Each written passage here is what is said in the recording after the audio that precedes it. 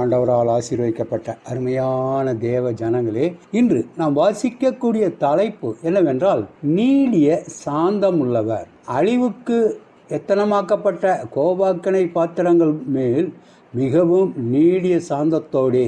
ரோமர் 9வது அதிகாரம் 23வது வசனம். நீடிய சாந்தமுள்ளவர் என்றும் நம்மை படைத்தவரை வேதாகமம் அழைக்கிறது. எபிரேயத்தில் இதற்கான சொல் எரெக் அப்பியம். அதன் அர்த்தம் என்னவென்றால் கோபப்படுவதற்கு தாமதிக்கிறவர் என்பதாகும். தேவனை எளிதில் கோபப்படுத்த முடியாது.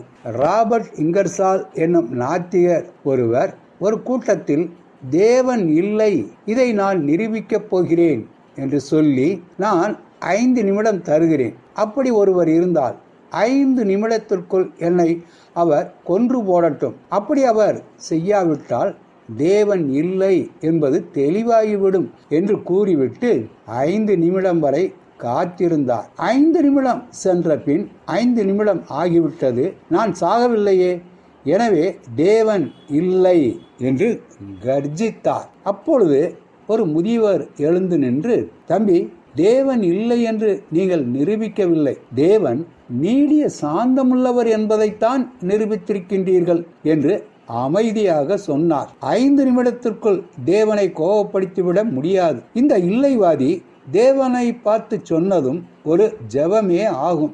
ஜெபம் என்பது தேவனிடம் பேசுவதுதானே.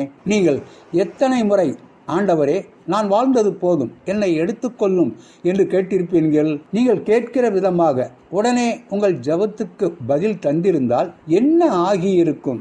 எலியா என்றொரு தீர்க்கதரிசி இருந்தார். அவர் ஒரு முறை தான் சாக வேண்டும் என்று தேவனிடம் வேண்டிக் கொண்டார். ஆனால் தேவனோ தமது தூதனை அனுப்பி அவருக்கு உணவு தந்தார். 1 ராஜாக்கள் 19வது அதிகாரம் 4வது வசனமும் 5வது வசனமும். அவர் கேட்ட மரணத்தை உடனே அவர் தரவில்லை, கேட்காத உணவை தந்தார். தேவன் உங்களுக்கும் இப்படித்தான் செய்து வருகிறார். அழியப் போகிறவர்களிடமும் பொறுமையாகத்தான் இருக்கின்றார். அழிவுக்கு எத்தனமாக்கப்பட்ட கோபாக்கனை பாத்திரங்கள் மேல் மிகவும் நீடிய சாந்தத்தோடே பொறுமையாய் இருக்கிறார். ரோமர் 9வது அதிகாரம் 23வது வசனம். நாம் தவறு செய்தவுடனே தேவன் கோபப்பட்டு விடுவது இல்லை. அதனால் இன்னமும் நாம் உயிரோடு இருக்கிறோம். நமக்கு நன்மை செய்ய வேண்டும் என்கிற எண்ணம் தேவனுக்கு இருந்து கொண்டே இருக்கின்றது.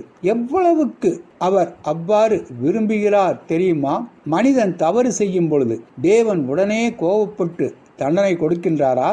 ஆபத்தில் நானே அவனோடு இருந்து அவளை தப்புவித்து அவளை கனப்படுத்துவேன் என்கிறார். சங்கீதம் 91வது அதிகாரம் 15வது வசனம். இவ்வளவு அன்புள்ள தேவனை நாம் மனதார நேசிக்கலாமே. எங்கள் மேல் நீடிய பொறுமையோடு இருந்து எங்களுக்கு நன்மை செய்து வருவது போல நாங்களும் அப்படியே செய்ய உதவியருளும் என்று நாம் நமது தேவனை நோக்கி ஜெபிக்கலாமா?